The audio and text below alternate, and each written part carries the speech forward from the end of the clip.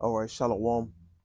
First and foremost, I want to give all praises, honor, and glory to Yahweh, Bahashem, Yahweh Shai, Bahashem, Rakaha Kwadash. I want to give double honors to the head apostles and elders of Great Millstone who rule well and teach well. Peace and blessing to you, sincere Akim, that are pushing this truth all over the four corners of the earth, week in and week out, in all truth and sincerity. All right, this particular video is going to circle around Martin Luther King and his birthday, which is today, which the majority of the so-called Negroes will commemorate, honor this man, which his real name was Michael, for the accomplishments, the so-called accomplishments and things that he did for the so-called Negro community. Now, I want to get into this article real quick concerning Martin Luther King and his day. It says on November 2nd, 1983, President Ronald Reagan signed the King Holiday Bill into law, designating the third Monday in January a federal holiday in observance of civil rights leader Dr. Martin Luther King Jr. The legislation to recognize Martin Luther King Jr. Day was first introduced just 4 days after his assassination on April 4th, 1968. Okay, so just a little bit of history on Martin Luther King Day. And Martin Luther King was nothing but a sellout, an agent, a mo, a false teacher, a false prophet, and a tool that was used by these wicked elites. All right, he had ties with the Rothschilds, the Rockefellers, and these various different uh, Edomite families that are in power. As you see on your screen, this is him and I believe his wife with the Rothschilds. Okay.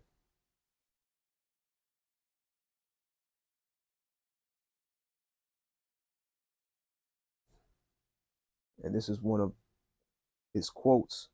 It says, Israel must exist and has the right to exist and is one of the great outposts of democracy in the world.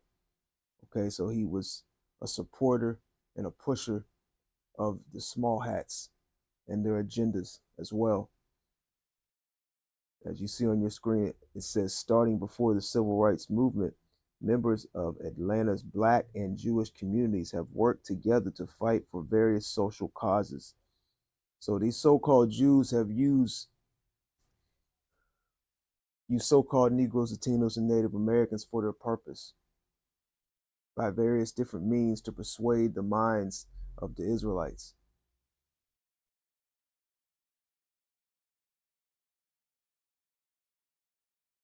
Let's go to Sirach chapter 12 real quick. Let's go down to verse 10. It says, never trust thine enemy, for like as iron rusteth, so is his wickedness. Okay. And Martin Luther King was persuading you so-called Negroes, Latinos, and Native Americans to trust in the so-called white man, to integrate with this devil, that he's all right, that he's okay, that you can forgive him, and he's sorry for what he and his ancestors have done to you so-called Negroes, that there was light at the end of the tunnel, that you could somehow escape the curses, that you somehow could obtain rest in a place that is not set up for you to, to receive rest on that type of level. Okay, that everything was going to be all right eventually once you integrated with this devil, once he accepted you into his restrooms, once he allowed you to drink out of his water fountains, once he accepted you into his schools, once he allowed you to be his neighbor, that everything was going to be all right, that everything was going to be okay, and this man was no longer going to despise you, resent you, and hate you. You know, now Martin Luther King was deemed a reverend, a Bible teacher, a pastor, but everything that he spoke was against the scriptures. It says, never trust thine enemy, for like as iron rusteth, so is his wickedness. Though he humble himself and go crouching, yet take good heed and beware of him. We're supposed to beware of this man. But he has set these different particular leaders of Israel to persuade the minds of the masses of Israelites to trust in the so-called white man, that he's a good guy, that he's okay. All right. This is another form and tactic that Esau has used to cover himself, to hide himself, to crouch, to seem like he's okay, he's all right, that he has his best interests. He has that his best interests of you so-called Negroes, Latinos, and Native Americans is in his mind when it's actually contrary. All right. This man is the ultimate manipulator, the ultimate deceiver. It says, and thou shalt be unto him as if thou hast wiped a looking glass, and thou shalt know that his rust hath not been altogether wiped away.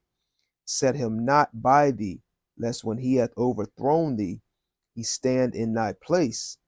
Neither let him sit at thy right hand, lest he seek to take thy seat. And thou at the last remember my words and be pricked where therewith. Okay, so Martin Luther King was nothing but an agent.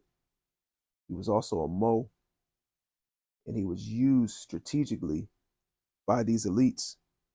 And as you can see, these wicked elites, did a very good job at manipulating, the masses of the, especially you so-called Negroes, taking on these different philosophies and doctrines and mindsets and passing them on down to your children. Okay. Let's go over to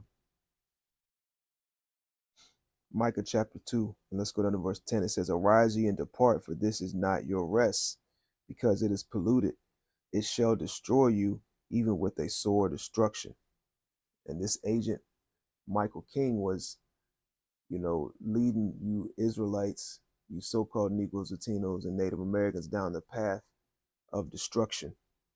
Okay? He was telling you false dreams.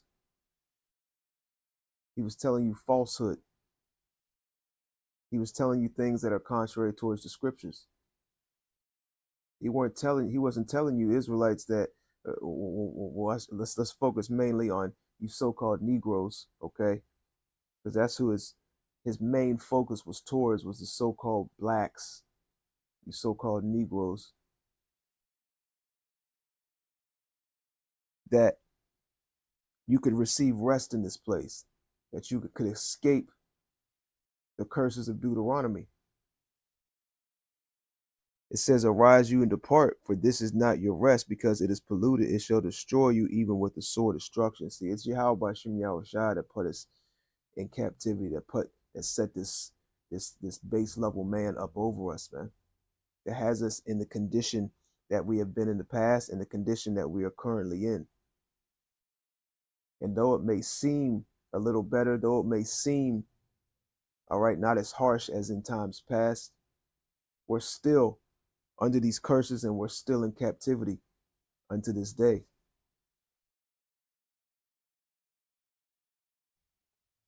But the majority of our people, they'll tell you that they're free, that they'll tell you that they're not in captivity, that no particular nation is in powers and rulership. And that mindset has been passed down to them by their mother, their father, their grandparents. And Martin Luther King had a heavy hand in that. Let's skip up to verse 1. It says, woe to them that devise iniquity and work evil upon their beds. When the morning is light, they practice it, because it is in the power of their hands. See, it's in the power of the hands of these wicked elites. The Most High has given the earth into the hands of the wicked, and he's given power to these devils, man. So it's in the power of their hands to set up false leaders, to push all type of lies and propaganda, to make things seem very, very believable. It says, and they covet fields and take them by violence, and houses and take them away. So they oppress a man in his house, even a man in his heritage. Oppression never stopped. Just because you weren't lynched on a high volume, or getting beat in the streets, or spayed by water hoses, or getting attacked by canines, on a large scale, all right, does not mean your oppression stopped or your oppression ceased. Just because you're allowed to drink out of the same water fountain, go to the same bathroom, or go to the same school, does not mean your oppression has ceased to exist.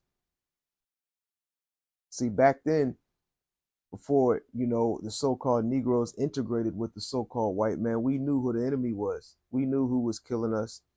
We knew who hated us. We knew who despised us.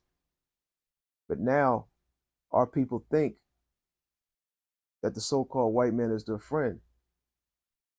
This is a tactic that Esau has used to further the trust of you so-called Negroes, Latinos, and Native Americans to put in him, to put in your enemy, because ultimately these wicked elites, they know who their enemy is. They know who they are. They know who you are. It's the majority of you Israelites that don't know who your enemy is and that don't know who you are. It says, therefore, thus saith Salaki, let me finish verse 2. Salaki, it says, and take them away so they oppress a man and his house and even a man and his heritage. Martin Luther King, what? He was saying, he was pushing the whole black culture scene, all right? And plantation Christianity. He was pushing your oppressors, your enemies' doctrine and religion upon you. It says, therefore, thus saith the Lord, behold, against this family do I devise an evil. Okay? So ultimately, these wicked elites are going to receive their judgment. Let's go over to Jeremiah 23, and let's start from the top. It says, woe be unto the pastors that destroy and scatter the sheep of my pastures, saith the Lord. And, this is a false teacher, a false pastor, causing you so-called Negroes, and also you other Israelites as well, to err. It says, therefore, thus saith the Lord, power of Israel, against the pastors that feed my people. See, Martin Luther King, he was feeding the so-called Negroes on a very high level. Look at the masses of crowds. Salakia. Look at the masses of crowds that, attended his speeches all across the nation. You had millions upon millions of people that would come out and look at Martin Luther King like he was a god, like he was the savior. Okay, but he was nothing but a false prophet, man. And ultimately he was used, or he was set up by the Most High to become a stumbling block upon our people. It says, therefore, thus saith the Lord, power of Israel, against the pastors that feed my people. Ye have scattered my flock and driven them away, and have not visited them. Behold, I will visit upon you the evil of your doings, saith the Lord. That's right. And ultimately, Martin Luther King got quote unquote deleted, all right, for various reasons, but you can do your research on that, but ultimately that was judgment upon him by Yahweh Bashem Yahushua. Let's go down to verse 25. It says, I have heard what the prophets said that prophesy lies in my name, saying, I have dreamed, I have dreamed. And that's one of Martin Luther King's famous speeches. I have a dream, I have a dream. That ultimately you Negroes could sit in the same congregation as the so-called white man. It says, how long shall this be in their heart of the prophets that prophesy lies? Yea, they are prophets of deceit of their own heart. They were Martin Luther King was pushing things that were detrimental, to you so-called Negroes, man. And the rest of you Israelites as well. It says, how long shall this, Slaki, verse 26, how long shall this be in their heart of the prophets that prophesy lies? Yea, they are prophets of deceit of their own heart, which think to cause my people to forget my name by their dreams, which they tell every man to his neighbor, as their fathers have forgotten my name for Baal. The prophet that hath dreamed, Salakia. All right, Salakia. Continue on in verse 28. It says, the prophet that hath a dream, let him tell a dream. And he that hath my word, let him speak my word faithfully. What is the chaff to the wheat, saith the Lord? Okay, and this was a dreamer right here, as you see on your screen, Martin Luther King. And his dreams, all right, were whispers from these wicked elites that he was in cahoots with. Let's go to Isaiah 9:16 real quick. It says, for the leaders of this people cause them to err, and they that are led of them are destroyed. And this was a leader of you so-called Negroes, Latinos, and Native Americans, probably the most iconic leader of you so-called Negroes. If you ask a so-called black person today, you know, what's the most, especially an older so-called black person, you know, what's the most influential leader of your race, quote unquote, that you could think of, they're going to say Martin Luther King. All right, it says, for the leaders of this people cause them to err, and they that are led of them are destroyed. The ones who followed this man and his ways and his doctrine, his philosophies, his outlook, his insights, okay, his dreams, you know, they went contrary to the scriptures, man.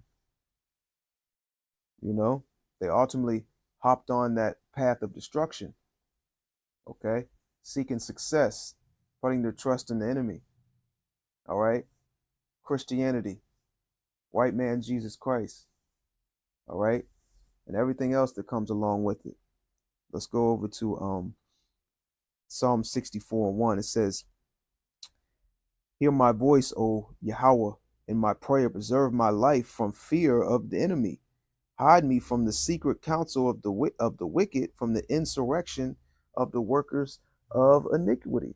Okay, and you know, Martin Luther King, he was, you know, you could say he was a part of that on a certain level, so to speak.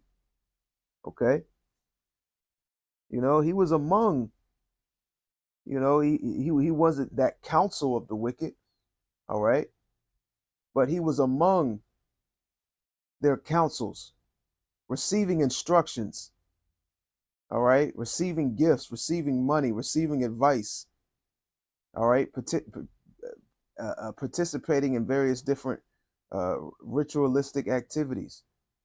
Okay, he was receiving instructions from these wicked elites on what to say. All right, this man wasn't even speaking his own words, man. He was reading he was reading documents that were given to him to speak and say in front of the masses of people. He wasn't going off the top, he wasn't going off the dome. He was strictly doing exactly what he was set up to do, man. Okay, he was nothing but an agent. Matter of fact, let's get the definition of agent.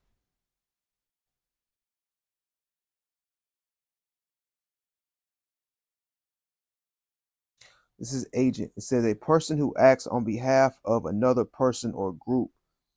So he was acting on behalf of the Rothschilds, the Rockefellers, okay? These wicked elite banking families who needed this particular thing to take place. All right, the high level persuasion of the so-called Negroes and the rest of the tribes as well, okay, into ultimately putting their faith and trust, or more of their faith and trust, in this government, this system, society, and these devils, man. It says a person or thing that takes an active role or produces a specified effect. Okay, so Martin Luther King was given a role, a job that ultimately he signed on the dotted line to do. It says, verse 2, Psalm 64:2, hide me from the secret counsel of the wicked, from the insurrection of the workers of iniquity, who whet their tongue like a sword and bend their bows to shoot their arrows, even bitter words, that they may shoot in secret at the perfect. Suddenly do they shoot at him and fear not. They encourage themselves in an evil matter. All right.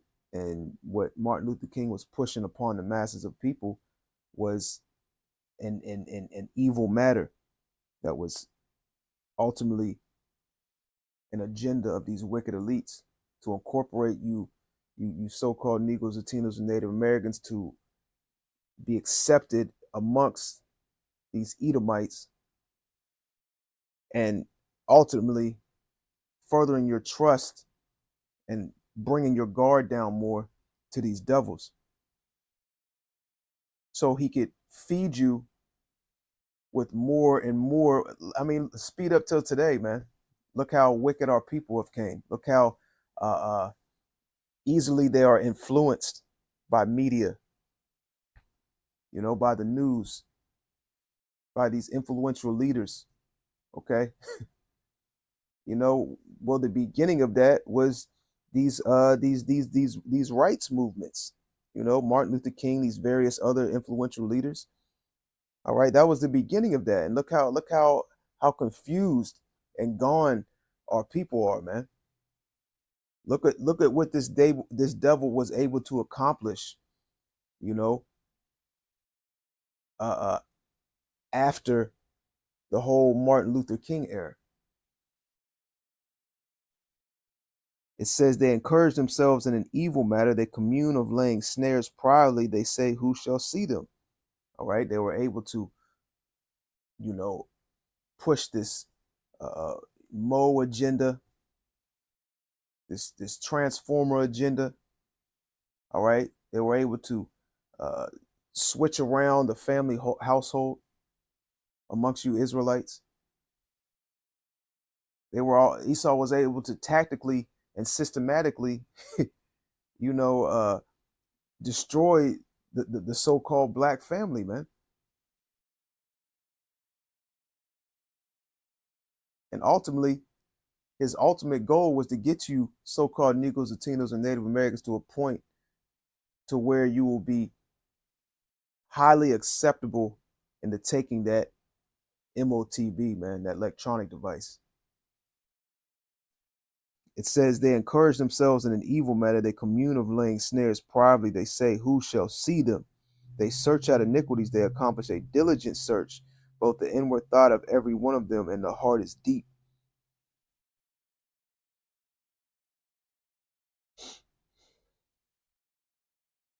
Let's go to Sirach chapter 34 real quick.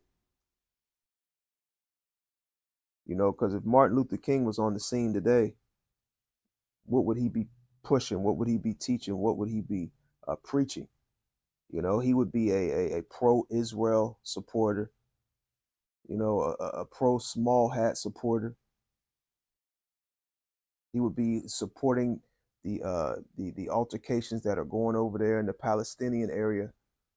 All right, and ultimately he would be pushing that electronic device upon you so-called Negroes, Latinos, and Native Americans, man. Because like I just went into concerning the definition of agent, an agent is someone. Now let's get it again. It says an agent is a person who acts on behalf of another person or group. So he's acting on the behalf of these wicked elites. All right, this is Sirach 34:1. The hopes of a man void of understanding are vain and false, and dreams lift up fools. And the majority of our people are very, very foolish, man. And they have become even more foolish in today's day and age. It says, whoso regardeth dreams is like him that catcheth at a shadow and followeth after the wind. The vision of dreams is the resemblance of one thing to another, even as the likeness of a face to a face. Of an unclean thing, what can be cleansed? And from that thing which is false, what truth can come? Divinations and soothsayings and dreams are vain, and the heart fancieth as a woman's heart in travail. And if they be not sent from the Most High in thy visitation, set not thy heart upon them. For dreams have deceived many, and they have failed that put their trust in them. There you have it, man. Dreams have deceived many. And Martin Luther King's so-called dreams, or I should say Michael King, his dreams have deceived the masses of you so-called Negroes, Latinos, and Native Americans from generation to generation, okay? Because our ancestors were on the scene when this man was traveling across the United States, speaking you know, ultimately the words of these wicked elites, and they passed down those words onto their children, and their children passed on down those words, those ideologies and philosophies upon their children as well. It says, "For dreams have deceived many, and they have failed that put their trust in them." I want to give all praises, honor, and glory to Yahweh, Bahashem, Yahweh Shai, Bahashem, Rakah Hakwadash. Double honors to the head apostle, and elders of Great Millstone who rule well and teach well. Peace and blessing to you, sincere Akim, that are pushing this truth all over the four corners of the earth, week in and week out, in all truth and sincerity. To the next time, Shalom.